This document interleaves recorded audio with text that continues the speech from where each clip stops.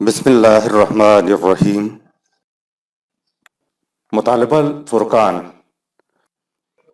سورہ الانشقاق، نمبر 84، مکی۔ قرآن مجید کی تفسیر خود قرآن مجید سے از علامہ غلام احمد پرویز صاحب، اخذ و تلخیص محمد اکبر دیکشت بھاردواج، نظر ثانی ڈاکٹر انعام الحق۔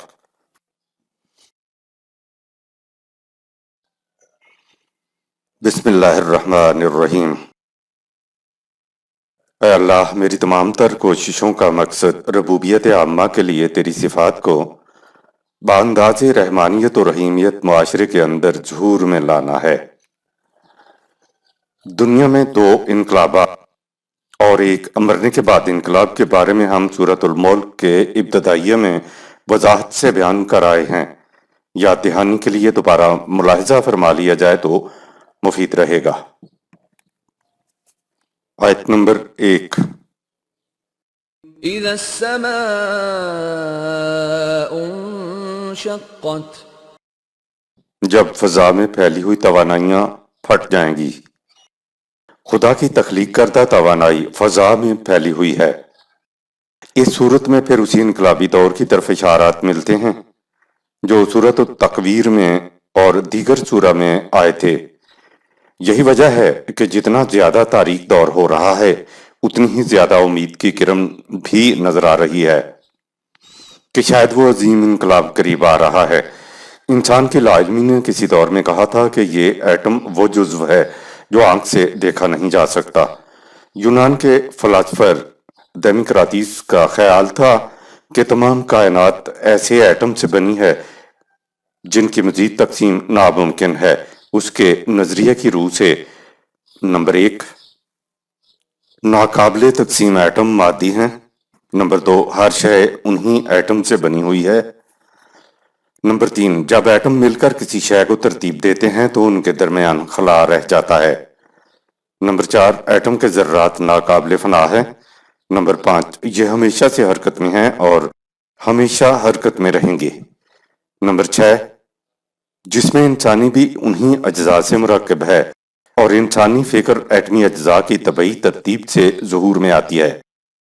آج یہ کہا گیا ہے کہ یہ نظریہ غلط ہے۔ یہ ایٹم وہ چیز ہے جس میں بے پناہ قوت ہوتی ہے اور اس کے ٹوٹنے سے جو قوت نکلتی ہے اس کے متعلق آج کہا جا رہا ہے کہ پورے کرۂ ارض کو تباہ کرنے کے لیے ایک ایٹم بم کافی ہے۔ آیت نمبر 2۔ وَأَذِنَتْ لِرَبِّهَا وَحُقَّتْ، اور یہ توانائیوں کا پھٹ جانا اس خدا کے قانون کے مطابق ہوگا جو تمام کائنات کی نشو و نما کرتا ہے۔ خدا نے کائنات کو بنایا ہی ایسا ہے کہ اس میں ہر رونما ہونے والا واقعہ اس کے قانون کے عین مطابق ہو۔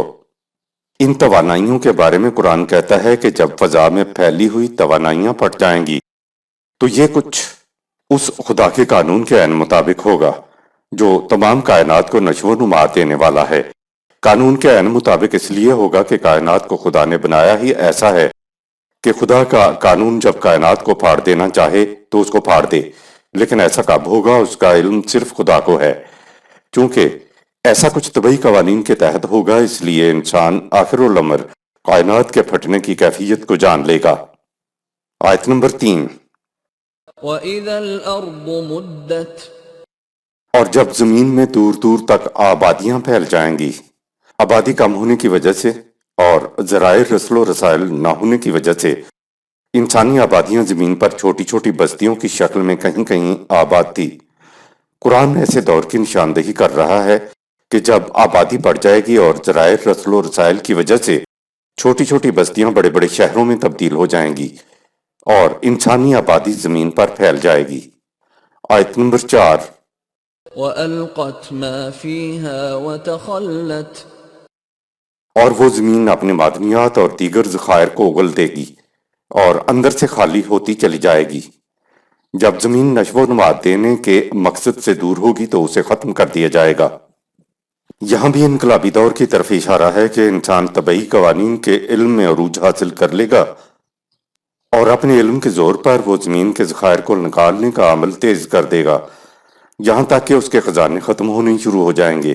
ظاہر ہے کہ جب زمین کے خزانے ختم ہوں گے تو زمین پر انسان زندہ نہ رہ سکے گا، کیونکہ کائنات کو بنایا ہی اس لیے ہے کہ انسان کو سامان رزق ملے اور اس کا چھوٹے سے چھوٹا عمل بھی بے نتیجہ نہ رہنے پائے۔ جب انسان ہی نہیں ہوگا تو کائنات کا وجود بھی بے مقصد ہو جائے گا۔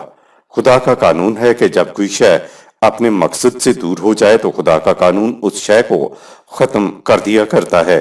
اب رہی یہ بات کہ کائنات انسان کے عمل کو کس طرح نتیجہ خیز بناتی ہے تو اس کا علم ابھی تک حاصل نہیں ہو سکا ہے۔ اس آیت سے تو ایسا لگتا ہے کہ کائنات کی تباہی انسان کے ختم ہو جانے کے بعد عمل میں آئے گی۔ ظاہر ہے کہ جب انسان ہی نہیں رہے گا تو کائنات کا مقصد بھی ختم ہو جائے گا۔ آیت نمبر 5۔ وَأَذِنَتْ لِرَبِّهَا وَحُقَّتْ۔ توانائیوں کا پھٹ جانا، کائنات میں واقعات کا رونما ہونا، زمین پر آبادیوں کا پھیل جانا اور زمین کا ذخائر اگل دینا، یہ سب کچھ خدا کے قانون کے مطابق ہوگا، کیونکہ سما اور ارض کو بنایا ہی ایسا ہے کہ وہ قوانین خداوندی کی اطاعت کریں۔ آیت نمبر 6۔ يَا أَيُّهَا الْإِنسَانُ إِنَّكَ كَادِحٌ إِلَىٰ رَبِّكَ كَدْحًا فَمُلَاقِيهِ۔ اے انسان، بلا شبہ تو کشاں کشاں آہستہ آہستہ عقل کے تجرباتی طریق اور مشاہدات کی روح سے عالمگیر نظام ربوبیت کی طرف بڑھتا چلا جا رہا ہے۔ بس اے انسانوں، تم نے ایک دن عالمگیر نظام ربوبیت پر آ جانا ہے، تو وہی کا مختصر ترین راستہ کیوں نہیں اختیار کرتے؟ انسان کا صحیح و خطا کا راستہ لمبا ہے، جبکہ وہی پہلے دن ہی حق پر پہنچا دیتی ہے۔ حق کے مقام تک پہنچنے کے دو راستے ہیں۔ مختصر ترین اور تیز ترین راستہ تو وہی کا راستہ ہے جو کسی قوم کو حق تک پہنچا دیتا ہے۔ دوسرا راستہ عقل کا تجرباتی طریق یعنی صحیح و خطا، ٹرائل اینڈ ایرر کا ہے۔ عقل کے طریق میں انسانی مسائل کے حل کے لیے عقل ایک راستہ تجویز کرتی ہے۔ صدیوں اس پر چلنے، خون کی خندقیں پیرنے اور آگ کے دریا عبور کرنے کے بعد معلوم ہوتا ہے کہ اختیار کردہ راستہ غلط تھا۔ عقل سابقہ اختیار کردہ راستے کی غلطیوں کو چھوڑ کر اور اس کی اچھائیوں کو لے کر ایک اور راستہ تجویز کرتی ہے، اور پھر صدیوں کا سفر شروع ہو جاتا ہے۔ اس طرح کے صحیح و خطا کے بہت زیادہ تجربات کے بعد جا کر عقل کہیں حق پر یا حق کے قریب پہنچ پاتی ہے۔ لہٰذا عقل کا تجرباتی طریق لمبا، پرمشقت اور پرخطر ہے، جبکہ وہی کا راستہ سمٹا ہوا ہے، یعنی مختصر ترین ہے اور محفوظ بھی ہے۔ جب عقل کا تجرباتی طریق پرخطر، پرمشقت اور لمبا راستہ طے کرنے کے بعد حق تک پہنچانا ہے، تو وہی کا مختصر ترین اور محفوظ ترین راستہ کیوں نہ اختیار کیا جائے؟ حضرت علامہ اقبال کا فارسی کا شعر ہے جس کا ترجمہ کچھ یوں ہے کہ عقل اور عشق وہی، یہ دونوں ہی امیر کارواں ہیں، دونوں ہی منزل کی طرف کھینچے چلے جا رہے ہیں، لیکن عقل آہستہ آہستہ ظن و تخمین کی وادیوں میں بھٹکتی ہوئی حق کی طرف لے جاتی ہے، جبکہ عشق وہی تیزی کے ساتھ ایک ہی جست میں حق کی طرف لے جاتی ہے۔ عقل کی روح سے حق تک پہنچنے کی نشانی یہ ہے کہ پھر انسانی عقل اس میں کسی قسم کی ترمیم اضافہ کرنے سے قاصر ہوگی۔ طبعی اور اخلاقی قوانین دونوں ہی خدا کے بنائے ہوئے ہیں، اس لیے نتیجہ خیزی میں اٹل بھی ہیں۔ فطری قوانین کائنات میں موجود ہیں جن کو انسان نے اپنے تجربہ، مشاہدہ اور مطالعہ سے دریافت کرنا ہے، جبکہ وہی سے آپ کو انسانی دنیا سے متعلق قوانین ملتے ہیں جنہیں اخلاقی قوانین بھی کہتے ہیں۔ دونوں ہی قوانین خدا کے بنائے ہوئے ہیں اور نتائج بھی اٹل ہیں۔ فطری قوانین کائنات میں از خود جاری و ساری ہیں۔ اگر انسان کا عمل فطری قوانین سے مطابقت کر لے تو نتیجہ عمل کرنے والے کی منشاء کے مطابق نکلتا ہے، اور اگر انسانی عمل طبعی قانون سے مطابقت نہ کرے تو نتیجہ حسب منشاء نہیں نکلتا، بلکہ نتیجہ طبعی تخریب ہوتا ہے۔ یہ انسان پر منحصر ہوتا ہے کہ وہ طبعی تلوار کی نتیجہ خیزی سے مظلوم پر ظلم کرتا ہے یا ظالم کی گردن مارتا ہے۔ اسی طرح اخلاقی قوانین بھی انسانی دنیا میں نتیجے کے اعتبار سے از خود جاری و ساری ہیں۔ اخلاقی قوانین کی نتیجہ خیزی کو خدا کا قانون مکافات عمل کہتے ہیں۔ اگر انسان اپنے عمل کو اخلاقی قوانین سے مطابقت کر لے تو انسانی معاشرے میں نتیجہ تعمیری اور خیر ہوتا ہے، لیکن اگر انسان کا عمل اخلاقی قوانین کے ساتھ مطابقت نہ کرے تو انسانی معاشرے میں نتیجہ تخریبی یعنی شر ہوتا ہے۔ بہرحال اخلاقی قوانین کے تمام نتائج انسانوں کے فوراً سامنے نہیں آتے۔ اس کا یہ مطلب نہیں کہ دنیا میں اخلاقی قوانین کا نتیجہ برآمد نہیں ہوتا۔ اگر اخلاقی قوانین پر انسان عمل کر رہا ہے تو لازمی طور پر اس کے معاشی، معاشرتی، تمدنی، سماجی اور سیاسی میدانوں میں خوشگواری پیدا ہوگی۔ یہ اخلاقی قوانین کی نتیجہ خیزی ہے، کیونکہ اخلاقی قوانین پر عمل درآمد کے بغیر معاشرے میں امن، خوشگواری اور بھائی چارہ ابھر نہیں سکتا، اور نہ ہی لوگ دوسروں کی ضروریات کا خیال رکھ سکتے ہیں۔ خدا کا قانون انسانوں کی منشاء کے مطابق نتیجہ برآمد کرنے کی بجائے اپنا فطری نتیجہ برآمد کیا کرتا ہے۔ یہ دونوں قسم کے قوانین اپنی نتیجہ خیزی میں اٹل ہیں، البتہ صرف تعمیری نتائج برآمد کرنے کے لیے۔ اخلاقی قوانین کو انسانی دنیا میں نافذ کرنا ہوتا ہے اور لوگوں کو برضا و رغبت ان پر عمل کرنا ہوتا ہے۔ یاد رہے کہ طبعی اور اخلاقی قوانین دونوں پر عمل کرنے کا نام الاسلام ہے، یعنی طبعی قوانین کی روح سے سامان رزق حاصل کیا جائے اور پھر رزق کو اخلاقی قوانین کی روح سے معاشرے میں تقسیم کیا جائے۔ دونوں قسم کے قوانین میں سے کسی ایک پر عمل کرنا الاسلام نہیں ہے۔ آیت نمبر 7۔ فَأَمَّا مَنْ أُوتِيَ كِتَابَهُ بِيَمِينِهِ حقیقت یہ ہے کہ وحی کے مطابق اعمال یمن و سعادت کے حامل ہوتے ہیں۔ آیت نمبر 8۔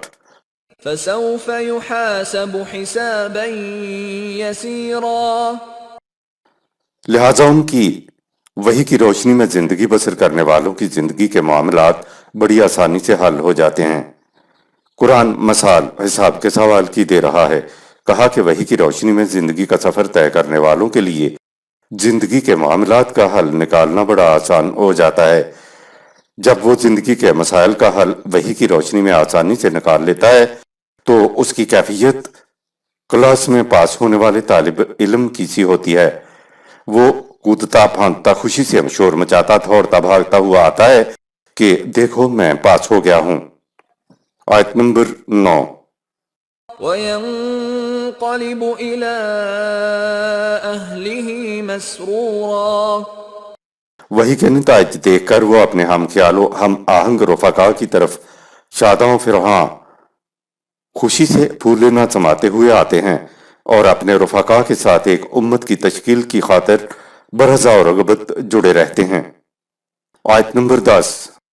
وَأَمَّا مَنْ أُوتِيَ كِتَابَهُ وَرَاءَ ظَهْرِهِ اور جن کے اعمال کا سارا سرمایہ اصلاح پرستی پر منحصر ہوتا ہے ان کا حال تاریک ہوتا ہے۔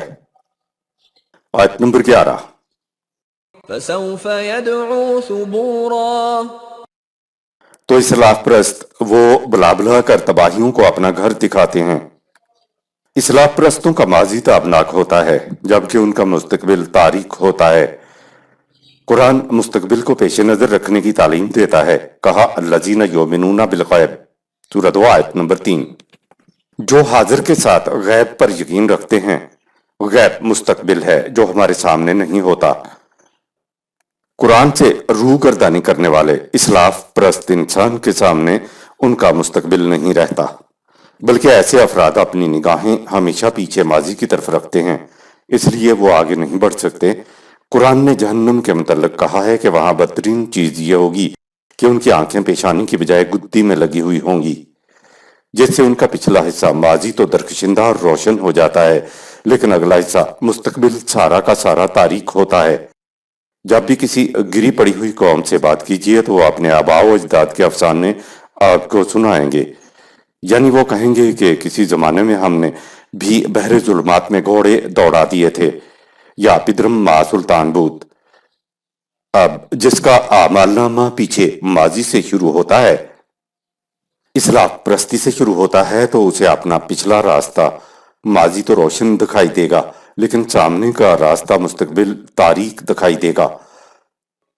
یہ اعمال نامہ پیچھے سے پکڑا دینے والی بات نہیں ہے۔ کیا خوبصورت انداز سے قرآن نے کہا، یہ نہیں کہا کہ تباہیاں اس کو ڈھونڈ رہی ہوتی ہیں، بلکہ کہا کہ اسلاف پرست خود تباہیوں کو آواز دے دے کر بلا رہے ہوتے ہیں کہ کدھر جا رہی ہو، آؤ میرے گھر، یہ ہے تمہارا گھر۔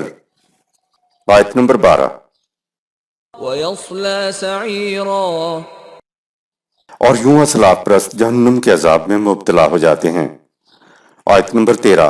إِنَّهُ كَانَ فِي أَهْلِهِ مَسْرُورًا، وہ اسلاف پرست عذاب سے پہلے اپنے ہم خیال لوگوں میں خوش خوش رہتا تھا۔ آیت نمبر 14۔ إِنَّهُ ظَنَّ أَن لَّن يَحُورَ، اس نے گمان کر رکھا تھا کہ اس کے حالات خوش فہمی میں کبھی تبدیلی نہیں آئے گی۔ کمرہ امتحان میں جانے سے پہلے اسلاف پرست ہم خیالوں میں بڑا خوش تھا۔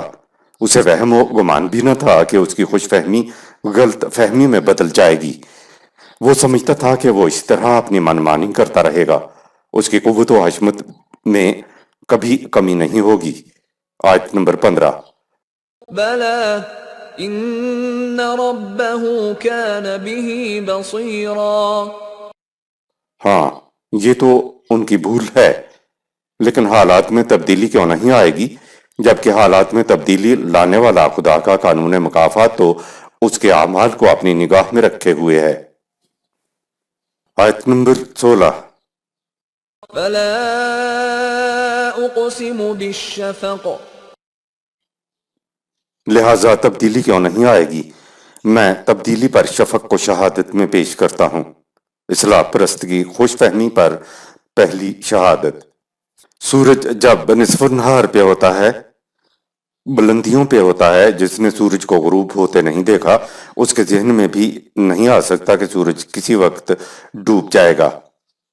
سورج ڈوبتے ہوئے شفق چھوڑ جاتا ہے۔ شفق آنے میں کافی دیر لگی اور یہ مخالفین کہتے ہیں کہ تغیر جلدی سے ہمارے اوپر کیوں نہیں آتا۔ کہا کہ سنو، یہ جو تمہیں سورج غروب ہونے کے بعد ابھی تک سرخی نظر آ رہی ہے، یہ غروب آفتاب کے بعد کی شفق ہے۔ شفق کی سرخی کچھ دیر باقی رہتی ہے، پھر رفتہ رفتہ یہ سرخی بھی ختم ہو جاتی ہے۔ دیکھو بلندیوں پر چمکنے والا سورج غروب ہوا یا نہیں، اور اس کی شفق غائب ہوئی یا نہیں۔ سورج کا غروب ہونا اور شفق کا غائب ہونا ہمارے اس قانون کے مطابق ہوتا ہے جو کبھی غلطی نہیں کرتا۔ تو اے انسانوں، تم سے متعلق تغیر والے قوانین کیا کبھی غلطی کریں گے؟ آیت نمبر 17۔ وَاللَّيْلِ وَمَا وَسَقَ، اور میں رات اور ان چیزوں کو شہادت میں پیش کرتا ہوں جن کو رات کی تاریکی ڈھانپ لیتی ہے۔ اسلاف پرست کی خوش فہمی پر دوسری شہادت۔ سورج غروب ہو جاتا ہے، اس کی چھوڑی ہوئی شفق بھی غائب ہو جاتی ہے۔ اس کے بعد رات کی تاریکی کی چادر گہری ہوتی چلی جاتی ہے جو ہر شے کو لپیٹ لیتی ہے۔ تو کیا تم سمجھے کہ تاریکی یوں ہی برقرار رہے گی، تغیر نہ ہوگا؟ تاریکی کا چھا جانا ہمارے اس قانون کے مطابق ہوتا ہے جو کبھی غلطی نہیں کرتا۔ تو اے انسانوں، تم سے متعلق تغیر والے قوانین کیا کبھی غلطی کریں گے؟ آیت نمبر 18۔ وَالْقَمَرِ إِذَا اتَّسَقَ، اور میں چاند کو اور اس کی تدریجی تکمیل کو شہادت میں پیش کرتا ہوں۔ اسلاف پرست کی خوش فہمی پر تیسری شہادت۔ رات کی تاریکی چھا جاتی ہے تو تاریکی میں تغیر لانے کے لیے چاند نمودار ہو جاتا ہے جو شروع کی تاریخوں میں ناخن جیسا باریک ہوتا ہے۔ تم دیکھتے ہو کہ دن بدن منزل بمنزل چلتا ہوا اور تغیرات سے گزرتا ہوا کس طرح ایک مکمل چاند بن جاتا ہے۔ چاند روشنی خدا کے اس قانون کے مطابق دیتا ہے اور اس کی تکمیل بھی خدا کے اس قانون کے مطابق ہوتی ہے جو کبھی غلطی نہیں کرتا۔ تو اے انسانوں، تم سے متعلق خدا کے تغیر والے قوانین کیا کبھی غلطی کریں گے؟ آیت نمبر 19۔ لَتَرْكَبُنَّ طَبَقًا عَنْ طَبَقٍ، یہ کائناتی مظاہر اور ان میں ہمارے قانون کے مطابق ہونے والی تبدیلیاں اس حقیقت کی شہادت دیتی ہیں کہ اے انسانوں، تم بھی زندگی کی ارتقائی منازل سے مطابقت کرتے ہوئے درجہ بدرجہ دنیا و آخرت میں مراتب کی بلندیوں کی طرف اٹھتے چلے جاؤ گے۔ اسلاف پرست کی خوش فہمی پر چوتھی شہادت، ارتقاء۔ نظریہ ارتقاء کی روح سے زندگی ایک جرثومے نفس واحدہ سے چلی۔ یہ جرثومہ کروڑوں ارتقائی مراحل طے کرتا ہوا پیکر انسانیت میں آیا۔ جب اولین جرثومے سے انسانی پیکر بے شمار تغیرات کے بعد آج کے مرحلے میں پہنچا ہے، تو کیا تم سمجھتے ہو کہ ارتقاء کا سلسلہ ختم ہو گیا؟ جاندار اشیاء میں طبعی ارتقاء طبعی قانون کے مطابق طبعی اشیاء کے جوہروں کو اپنے اندر جذب کرنے سے اور طبعی ممانعات کو دور کرنے سے مکمل ہوا۔ زندگی کی شاخوں میں سے ایک شاخ یعنی انسان نے مزید ارتقاء کے لیے اپنے آپ کو اہل قرار دے لیا، تو خدا نے طبعی کی بجائے غیر طبعی ارتقاء کا اس کے لیے بندوبست کر دیا۔ اس کو خدا نے ذات عطا کی اور ساتھ ہی شعور بھی عطا کیا۔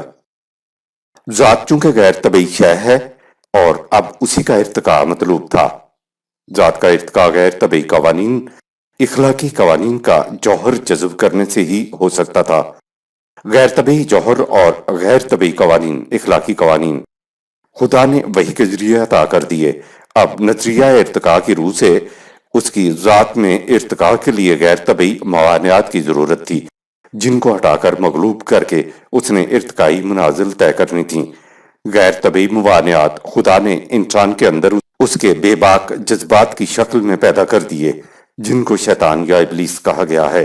جو شخص وحی کی روشنی میں اپنے شیطان و ابلیس کو مغلوب کر لے گا، انہیں مسلمان کر لے گا، اس کی ذات کی نشو و نما ہو جائے گی اور وہ ذات اخروی زندگی میں مزید ارتقائی مراحل طے کرنے کے قابل ہو جائے گی۔ ارتقاء کے معنی اپنی موجودہ منزل میں بلند ہو کر اگلی بلند اور بہتر منزل میں جانا ہوتا ہے۔ ذات کے ملنے کے بعد اب انسان میں طبعی کی بجائے غیر طبعی ارتقاء مقصود ٹھہرا، یعنی اس کے غیر طبعی مراتب و پوزیشن میں ارتقاء ہوگا۔ اب اولین جرثومہ نفس واحدہ سے دیکھیے کتنے تغیرات اور ارتقائی مراحل طے کرنے کے بعد انسانیت آج کے پیکر میں پہنچی ہے۔ خدا صاحب کا ارتقاء کو شہادت میں پیش کرتا ہے کہ یہ طبعی ارتقاء ہمارے اس قانون کے مطابق ہوتا رہا ہے جو کبھی غلطی نہیں کرتا۔ تو اے انسانوں، تم سے متعلق غیر طبعی ارتقاء و تنزلی والے قوانین کیا غلطی کریں گے؟ انسان کا ارتقاء چلتا رہے گا، لیکن ارتقاء کی آخری منزل خدا کے علم میں ہے۔ لا ترکبن طبقا عن طبق کی وضاحت۔ ہم انسان کو اسی طرح منزل بمنزل طبقاً طبقاً درجہ بدرجہ اوپر چڑھاتے چلے جائیں گے۔ اس آیت میں طبق ہے اور اس کے بعد ان آیا ہے۔ ان کے اندر تحفظ یا محافظت ہوتی ہے۔ جب کوئی شے محافظت کے ساتھ اپنے ماحول سے ہم آہنگ ہو جائے، اس میں ثبات آ جائے، وہ اپنے ماحول سے مطابقت پیدا کر لے، تو وہ بچ رہتی ہے اور آگے بھی بڑھتی ہے۔ اگلی منزل میں جانے سے پہلے موجودہ منزل سے مطابقت پیدا کرنا ارتقاء کے لیے ضروری ہے۔ جب موجودہ منزل سے شے ہم آہنگ ہو جاتی ہے تو اس میں اگلی اور بلند منزل کی طرف اٹھنے کے لیے توانائی پیدا ہو جاتی ہے۔ لا ترکبن کے بعد شے نے اگلی بلند اور بہتر منزل کی طرف چڑھنا ہوتا ہے۔ شے جب اگلی منزل کے ساتھ مطابقت پیدا کرتی ہے تو پھر وہ مزید اگلی بلند اور بہتر منزل کی طرف اٹھ جاتی ہے۔ یہی کچھ طبعی ارتقاء میں ہوا اور یہی کچھ اخروی زندگی کے ارتقاء میں ہوگا۔ انسان نے آگے ہی آگے بڑھتے چلے جانا ہے۔ کائناتی مظاہر کی مثال دی کہ وہ ہمارے قانون کے مطابق کس طرح ارتقائی مراحل طے کرنے کے بعد گھٹ جاتے ہیں۔ مثلا طبعی چاند باریک شکل سے منازل طے کرتا ہوا مکمل ہوتا ہے اور پھر گھٹتا چلا جاتا ہے، لیکن انسان کی غیر طبعی ذات ایک دفعہ کامل ہو جائے تو پھر یہ گھٹے گی نہیں، بلکہ اپنی ارتقائی منازل میں اوپر ہی اوپر اٹھتے چلی جائے گی۔ اس کا آخری ارتقاء خدا کے علم میں ہے۔ آیت نمبر 20۔ فما لهم لا يؤمنون۔ حیرت ہے کہ اس قدر واضح دلائل و شواہد کے باوجود یہ مخالفین خدا کے قانون مکافات اور حیات اخروی پر ایمان نہیں لا رہے ہیں۔ آیت نمبر 21۔ وَإِذَا قُرِئَ عَلَيْهِمُ الْقُرْآنُ لَا يَسْجُدُونَ۔ اور جب ان کے سامنے قرآن پیش کیا جاتا ہے تو اس کے قوانین کے سامنے سر تسلیم خم نہیں کرتے۔ سجدہ سے مراد اطاعت ہے اور لا یسجدون کا مفہوم عمومی ترجمہ ہے جب انہیں قرآن سنایا جاتا ہے تو سجدے میں نہیں گرتے۔ صحیح مفہوم یہ ہے کہ جب ان کے سامنے قرآن پیش کیا جاتا ہے تو اس کے قوانین کے آگے سر تسلیم خم نہیں کرتے یا انہیں نہیں مانتے۔ قرآن کی قرات تو اس لیے ہے کہ اسے سمجھا جائے اور سمجھ کر اس کے قوانین کی اطاعت کی جائے، ورنہ اگر اس کو بغیر سمجھے پڑھنا ہے اور یا سمجھنے کے لیے پڑھا بھی جائے اور اس کے قوانین پر عمل نہیں کرنا ہے تو اس پڑھنے اور سمجھنے کا کوئی فائدہ نہیں ہے۔ لا یسجدون سے مراد یہی ہے کہ وہ لوگ قرآن کو سمجھ کر نہیں پڑھتے اور اگر سمجھ کے پڑھتے ہیں تو اس کے قوانین پر عمل نہیں کرتے۔ قرآن کہتا ہے کہ ایسا نہیں کرنا چاہیے بلکہ سمجھ کر پڑھا اس لیے جائے کہ اس کے قوانین کی اطاعت کرنا ہے۔ مذہب نے اس کا مفہوم یہ لیا کہ قرآن کریم کے حاشیے پر جہاں السجدہ لکھا ہوا ملے تو قرآن کو ایک طرف رکھ کر سجدہ کیا جائے، اور ساتھ ہی کہہ دیا کہ اگر سجدہ نہ کیا جائے تو یہ قرآن کے حکم کے خلاف ہے۔ مذہب قرآن کریم کے حکم کی اطاعت یوں کرتا ہے، حالانکہ کہا یہ گیا ہے کہ سمجھنے کے بعد اس کی اطاعت کیوں اختیار نہیں کرتے۔ قرآن نے لا یسجدون کی تشریح اگلی آیت میں کر دی ہے، آیت نمبر 22۔ بل الذین کفروا یکذبون۔ بلکہ الٹا اس کی صداقتوں سے انکار کرتے ہیں اور اس کے قوانین کو جھٹلاتے ہیں۔ جو قرآن کریم کے نظری نتائج پر یقین نہیں رکھتا وہ لا یسجدون اور یکذبون ہوتا ہے۔ اس آیت میں لا یسجدون سورہ 84 آیت 21 کے مقابلے میں یکذبون سورہ 84 آیت 22 کا لفظ آیا ہے، لہٰذا لا یسجدون سے مراد وہ لوگ ہیں جو سمجھنے کے باوجود قرآن کریم کے خلاف عمل کر کے قرآن کی تکذیب کرتے ہیں۔ ویسے بھی سجدہ کرنے والوں میں سے مصدق اس ساجد کو کہتے ہیں جو کسی قانون کے کسی فارمولے یا کسی اصول کو اپنے عمل سے سچ کر دکھائے، یعنی قانون، فارمولہ یا اصول جو اپنے نتائج نظری طور پر بتا رہا ہے۔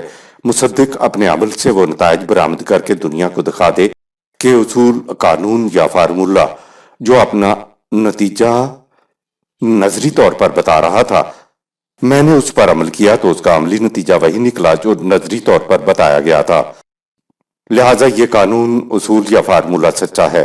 ایسے ساجد کو مصدق کہتے ہیں۔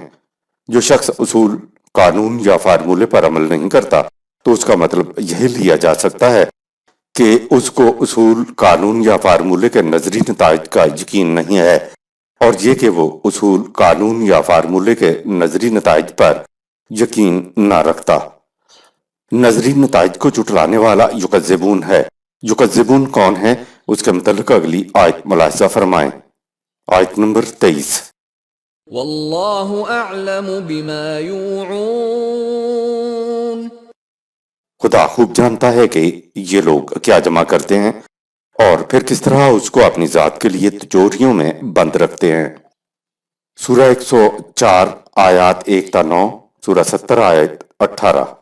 یوعون وہ لوگ جو اپنی ذات پر خرچ کرنے کے لیے سب کچھ سمیٹ کر تھیلے میں ڈالتے ہیں اور پھر تھیلے کا منہ کس کر بند کر دیتے ہیں۔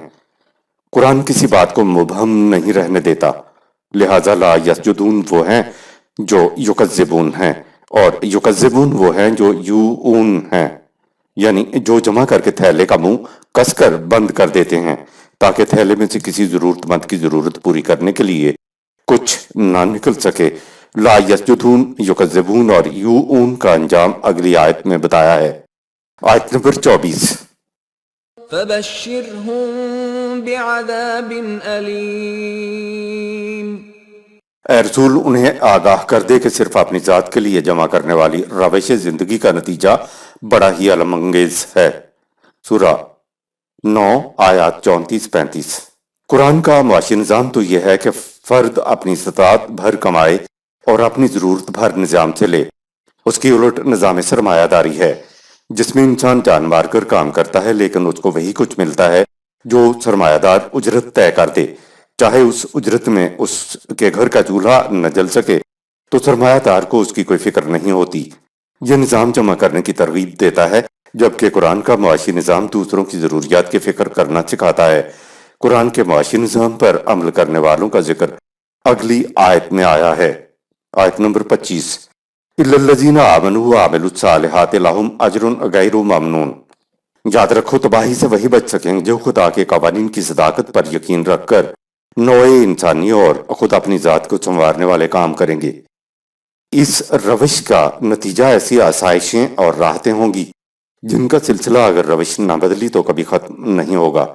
سورہ 41 آیت نمبر 8، سورہ 68 آیت نمبر 3، سورہ 14 آیت نمبر 24۔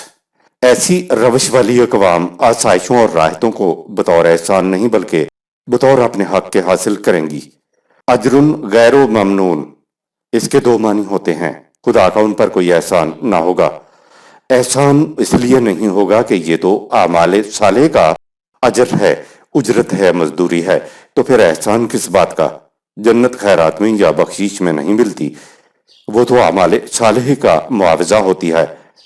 نمبر 2، اعمال صالح کا اجر غیر منقطع ملے گا، یعنی جب تک اعمال صالح ہوتے رہیں گے اس قوم کی جنت برقرار رہے گی۔ صدق اللہ العظیم۔